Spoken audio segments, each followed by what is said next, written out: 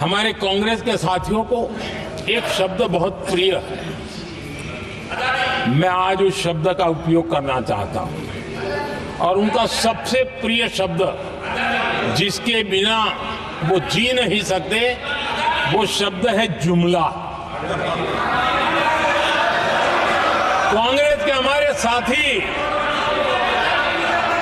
उनको दिन रात जुमला, लेकिन इस देश को पता है हिंदुस्तान में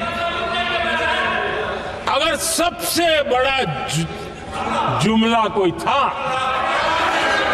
और वो चार पीढ़ी ने चलाया, वो जुमला था गरीबी हटाओ। ये ऐसा जुमला था, ये गरीबी हटाओ ऐसा जुमला था। उनकी राजनीति की रोटी तो सिकती थी लेकिन गरीब का हाल ठीक नहीं होता था।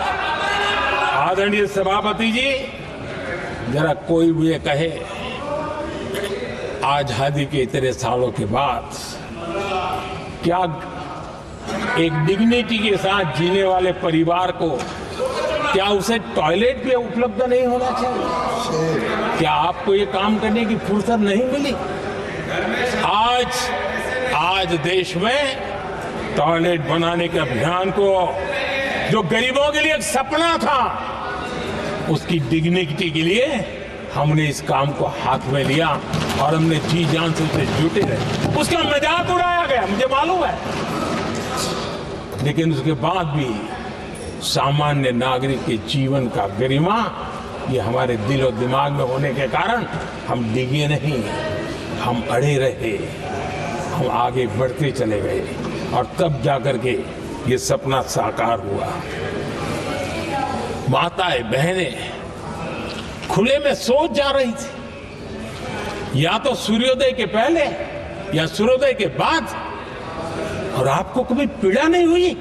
और उसका कारण ये था कि आपने गरीबों को और गरीबी को टीवी में देखा है, अखबार की सुर्खियों में देखा है, आपको गरीब की जिंदगी का पता नहीं, वरना आप इसके साथ ऐसा जुल्म नहीं करते। आदरणीय सभापति जी, इस देश की 80% जनता पीने के शुद्ध पानी के लिए तरसती रही। क्या मेरा संविधान में रोकता था? क्या संविधान तो ये चाहता था कि सामान्य मानवीय की सुविधाओं को ध्यान दिया जाए। आदरणीय सभापति जी, ये काम भी हमने बड़े समर्पण भाव से आगे बढ़ाया है। आदरणीय सभापति जी, इस देश की करोड़ों माताएं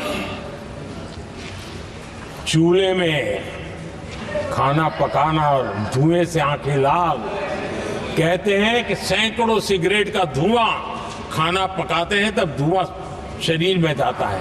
उन माताओं बहनों की आंखें लाल होती थी, इतना नहीं, उनका शरीर स्वास्थ्य खत्म हो जाता था। उनको धुएं से मुक्ति का काम, और 2013 तक क्या चर्चा चलती थी, 9 सिलेंडर देंगे कि 6 सिलेंडर देंगे। इस देश ने देखते ही देखते हर घर तक गैस का सिलेंडर पहुंचा दिया।